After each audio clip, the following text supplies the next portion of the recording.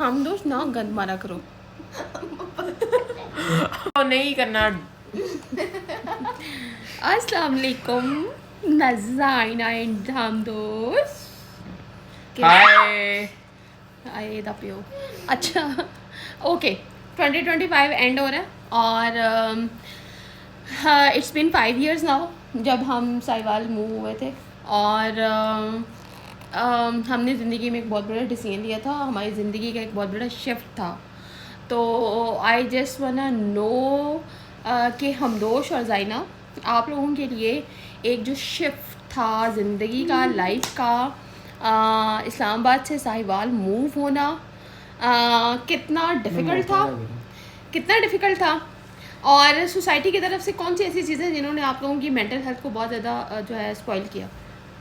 अच्छा भैया शुरू करेंगे। मैं तो बस कहना चाहता हूँ मतलब मोबाइल की जगह। हाँ गाइस देखिए हमारा सेटअप इतना फ्लिमजी है, मैं हिल भी नहीं सकता। अच्छा बोलना। सोसाइटी का उस तरह नहीं कि आप इतने बड़े शहर से, खैर ऐसे भी था, लेकिन सोसाइटी उस तरह से अफेक्ट की जब इतना बड़ा ना नॉर्म्स का चेंज आया। मतलब यस इस्लामाबाद एक बहुत लिबरल सिटी है। उसमें अगर एक लड़का फेमिनिन सा हो विदाउट हिज चॉइस, उस पर उसको उतना तंग नहीं किया जाता। इफ़ देयर अगर अब एक लड़की कह दें उसके मैस्कुलिन मतलब हैं, इवन शौक कह दो कोई लड़की बाइकिंग करती है, अब मतलब लाहौर इस्लामाबाद में नहीं सीरियस, मतलब देर जस्ट अ नॉर्मल पर्सन। अब इधर आए हैं तो इतनी बुलिंग फेस करनी पड़ी अपने थॉट्स के लिए। इवन मतलब इधर आके किसी को पता लग जाए ना मेरे स्कूल में कि मैं फेमिनिस्ट हूँ, अम्मा मेरे दोस्तों को वो धमकियाँ देते थे कि इसके साथ दोस्ती मत करो। एक वो जो पेट्रियार्की की माइंडसेट है ना, वो हमें बाय डिफ़ॉल्ट हमारी फैमिली से जो है ना इनहेरिट हो जाता है। हाँ इनहेरिट हो जाता है। अच्छा ये तो एक बहुत आगे का स्टेप है। लाइक जब आप लोगों की साहिवाल में स्कूलिंग शुरू हुई थी कितना डिफ़िकल्ट था जब क्लास में नया बच्चा आता है, उसका इंट्रोडक्शन होता है, पूछते हैं बेटा कैसे आप, और एक बेसिक क्वेश्चन होता था आपके फादर क्या करते हैं।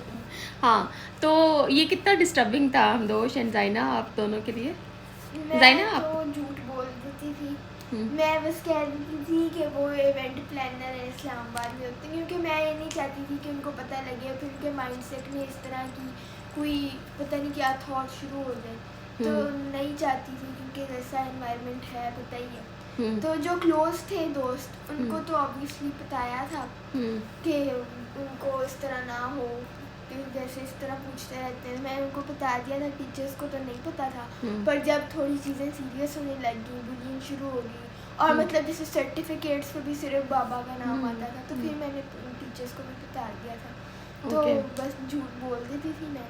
ओके और ज़ाइना हमदोश आप।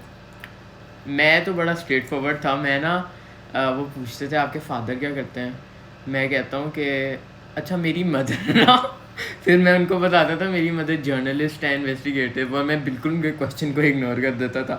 और अब एक बंदे के आप क्वेश्चन को इग्नोर करके अपनी मदर का करियर बताओ तो उनके दिमाग में क्लिक हो जाता है, फिर वो आगे से क्यों पूछेंगे कि नहीं आपके फादर क्या करते हैं। बड़ा मज़ा आता था।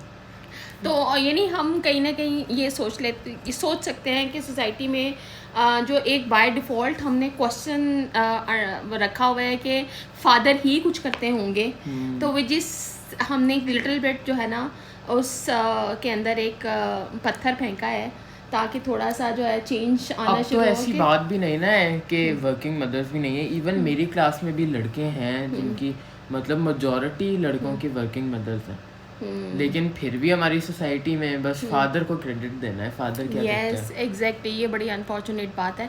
अच्छा लेकिन फिर साहिवाल में एडजस्ट होना, अच्छे लोगों का मिलना, टीचर्स का मिलना, मतलब कहीं ना कहीं चीज़ें अल्लाह ताला हमारे लिए स्मूथ करते रहे। हम दो ज़ाइना को बड़े अमेजिंग टीचर्स मिले। ज़ाइना की भी, ज़ाइना तो ऐसे है जैसे ज़ाइना को मार के बिठाया हुआ है। तो ज़ाइना ने बहुत वर्स्ट बुलिंग जो है वो फेस की स्कूल में।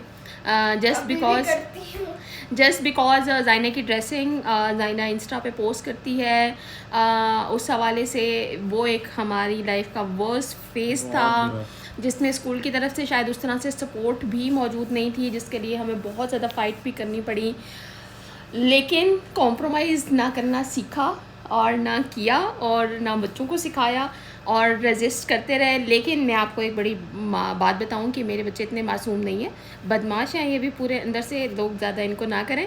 तो अब हम इन दोनों की तरफ जाते हैं कि इन्होंने अपनी मम्मा का जो है जर्नलिज्म बदमाशी के लिए कैसे इस्तेमाल किया। हम दो ही, ज़ाइना ओवर टू यू। मैंने तो नहीं किया। ज़ाइना आप कैसे लोगों को तड़ियाँ लगाती थी कि हाँ मेरी मम्मा इन्वेस्टिगेटिव जर्नलिस्ट हैं, और कैसे उस पर प्राउड फील होता था? हमदोश आपको भी तो प्राउड फील होता था जब प्राउड फील होता था उसको।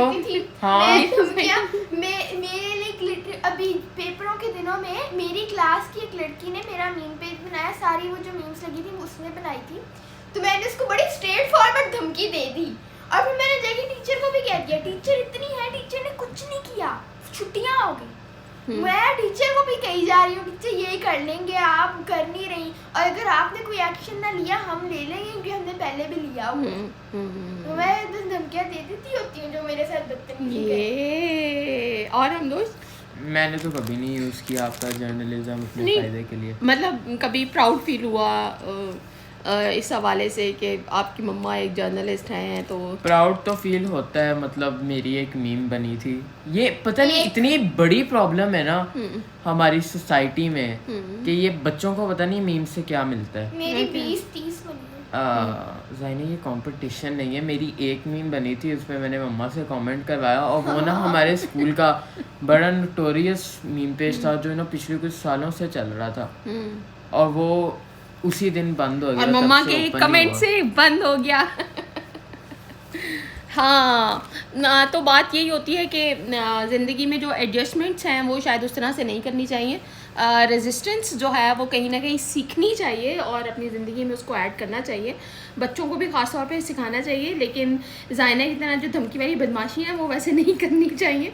ज़ाइना हमारे घर का वो बच्चा है जो सोचता नहीं है। हाँ, जो सोचता नहीं और जो हिसाब किताब मुकम्मल करके आके बताते हैं मम्मा इट हैपेंड और मैंने ये किया और मैंने ये किया और मैं ये हिसाब मुकम्मल करके आई हूँ। मैंने के साथ बड़ा अच्छा हैंडल कर लिया था, वो डरती है मेरे से अब।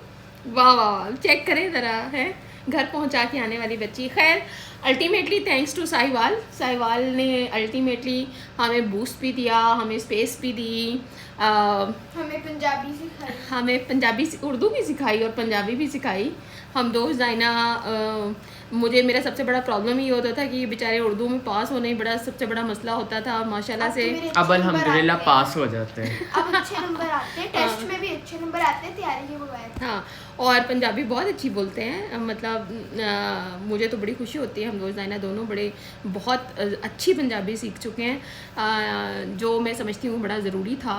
और लेकिन अल्टीमेटली बात यही है कि ये एक फ़ियर नहीं है कि आप बड़े शहर से अगर आपको ज़िंदगी में किसी भी वजह से छोटे शहर में आना पड़ रहा है तो इसको जहन में नहीं रखना कि छोटा शहर आपकी प्रोग्रेस या आपके लिए अपॉर्चुनिटीज़ को कहीं ना कहीं अपॉर्चुनिटीज़ को तो करता है। मतलब जैसा भी है, मेरा इतना दिल करता था, मैं देखता था अपने पुराने दोस्तों को, वो मेरी ही ग्रेड में होते हुए इंटर्नशिप्स कर रहे होते थे और मतलब कुछ भी MUNs कर रहे होते थे, वो जो मॉडल यूनाइटेड नेशंस होता है, डिबेट्स हाई लेवल पे जाके कर रहे होते थे। साहिवाल में बैठे हुए आपको ऐसी अपॉर्चुनिटीज़ नहीं मिलती, तो ऑब्वियसली दैट्स अ फैक्टर। बाहर जाने की भी जगह नहीं होती। हाँ भाई, ये बहुत बड़े प्रॉब्लम है। मैं ग्लोरीफाई कर रही थी, थोड़ा सा मेरे बच्चों ने वो पानी फेर दिया है शदीद तरीके से। हम दोस्त के हवाले से मैं ये बता दूं कि ज़ाइना तो माशाल्लाह एंटरटेनमेंट और आर्ट और इन सब चीज़ों में आगे है, एंटरप्रेन्योरशिप में आगे है। लेकिन हम दोस्त जो है वो डिबेटिंग में जो है माशाल्लाह से, एंड थैंक्स टू हम दोस्त टीचर, हम दोस्त को बहुत अच्छे टीचर मिले और मैं शायद ज़िंदगी में हम दोस्त जितना भी आगे जाता जाए मैं इन टीचर को कभी नहीं भूल सकूँगी। तो हम दोस्त माशाल्लाह पार्लियामेंट्री डिबेट में है और हम दोस्त बहुत ज़बरदस्त टॉपिक्स के ऊपर जो है ना इनकी डिबेट्स होती रही हैं और हम दोस्त हमेशा इस पर बात करते हुए घबराता है। बट एनीवेज ये हमारा 5 साल का सफ़र था जो हमने छोटी सी कोशिश की आप लोगों के साथ शेयर करने की। तो स्टे ब्लेस्ड, बाय बाय। कुछ